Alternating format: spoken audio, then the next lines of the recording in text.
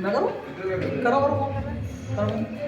Ma'am ये बताओ कि जैसे कि आपने महिला सशक्तिकरण के हिसाब से आपने लोगों को ऑटो दिया, उनसे आप क्या उम्मीद रखते हैं कि वो आगे कितनी सक्सेस हो पाएगी आगे इस चीज़ के लिए? वो 100% सक्सेसफुल होंगी, क्योंकि नारी शक्ति को शक्ति ईश्वर ने ही प्रदान की है। अगर वो प्रजनन कर सकती है और पूरे परिवार को संभाल सकती है, ऐसा कहा जाता है कि नारी पूरे परिवार को संभाल सकती है, परिवार संभाल पाए कि नहीं। तो आपने अगर नारी के हाथ में कोई भी टूल दे दिया है, चाहे वो घर के बेलन से लेके ऑटो तक हो, वो 100% उसका सदुपयोग करेगी। केवल वो अपना जीवन ही उत्थान नहीं करेगी, केवल अपने परिवार का ही सहयोग नहीं करेगी, वो जितने उसके ऊपर उनके जो यात्री बैठेंगे वो उनको भी बड़ी केयर से और सुरक्षा से उनके गंतव्य तक ज़रूर पहुंचाएगी। मैम जैसे कि आपने इसलिए दिल्ली में किया है, क्या आगे पूरे भारत में हर तरफ इस तरह से मुहिम आप ये तो जारी शुभ शुरुआत है, कहीं से कहीं ना शुरू करेंगे ही। वो कहते हैं मैं अकेला चला था और कारवां बढ़ता गया।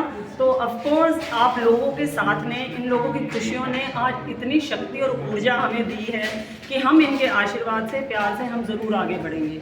वैसे भी मैं आपको बता दूं, जैसा मैंने बताया कि हमारी ऑर्गेनाइजेशन ने साइंस और स्पिरिचुअलिटी, और चाहे हमारा सनातन धर्म हो, कोई भी धर्म हो, उसकी सबसे पहले विधा है करुणा। और करुणा के अंदर हमारे को दूसरे की ज़रूरत क्या है। अगर किसी के अंदर एक फायर है आगे बढ़ने की, गुण है आगे बढ़ने का, तो सिर्फ उसको एक थोड़ा सा सपोर्ट ही तो देना है। तो फिजिकल सपोर्ट इस रिसोर्स पहुंचा देना तो सबसे आसान भी है। और उसके बाद भी खाली ऐसा नहीं है कि आज खाली उनको ऑटो प्रोवाइड है, बाद में भी उनको गाइडेंस, सपोर्ट, कोई तकलीफ, कोई भी असुरक्षा महसूस हुई तो मैं नारी शक्ति के साथ वर्षों से हूँ। मैं जानती हूँ कि ये खाली संगठन नहीं है, ये एक परिवार है, वासुदेव कुटुंब। मैम ये विचार आपको कब से और कहाँ से आया, कैसे आया, ये प्रेरणा कहाँ से मिली आपको? ये आपने बड़ा सुंदर सवाल पूछा है।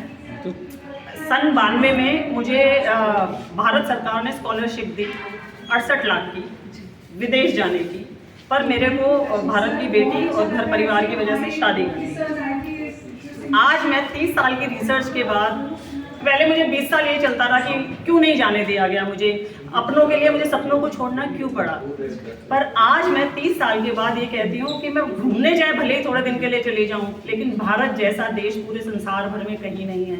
एकमात्र हिंदू राष्ट्र केवल है ही नहीं, हिंदुत्व की सारी विधाओं को वो हर धर्म के लिए अपनाता है। यहाँ हिंदू, मुस्लिम, सिख, ईसाई, आज भी अगर आप देखें ऑटो, ये एक नेशनल इंटीग्रेशन है। ये नहीं देखा गया है कि मैं सनातनी हूँ तो एक हिंदू उसको नहीं, सनातन तो कहता है कि हम सब एक हैं। और ये मेरे मन में विचार इसलिए आया क्योंकि अगर हम सच्चे सनातनी हैं और भारत देश एकमात्र हिंदू देश होने के कारण सनातन की ही उत्पत्ति है, तो अगर हम सच्चे भारतीय हैं तो जिसको भी जो रिसोर्स चाहिए वो करुणा के साथ, आदर के साथ, मान सम्मान के साथ, सहयोग के साथ ज़रूर दिया जाना चाहिए। जी थैंक यू मैम, आपने बहुत ही अच्छा आंसर दिया और मैं चाहूँगी हमें भी सारी नारी शक्ति को आप बढ़ाते हैं आगे। और देखो हमें तो सबकी शक्ति बढ़ानी है, लेडी जेंट्स को भी, बच्चे को भी, बेटे को भी पैदा करती है और बेटे को भी, और एकमात्र उनको भी करती है। तो आप लोग हैं तो हम लोग हैं। और नारी शक्ति के संगठन के बारे में, ये it's not like a women activist.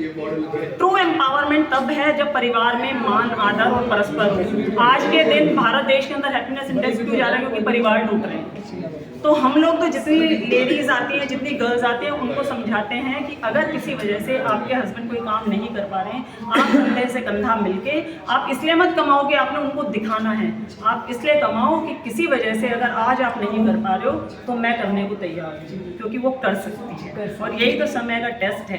तो जब परस्पर सहयोग होगा तो पैसा तो बढ़ेगा ही, लेकिन जो वो सहयोग से प्यार बढ़ेगा, उसी से परिवार की उत्पत्ति होगी, उसी से परिवार का उत्थान होगा, उसी से समुदाय का उत्थान होगा, उसी से देश का उत्थान होगा। और हमारा भारत देश को सुपर पावर बनने से कोई नहीं रोक सकता।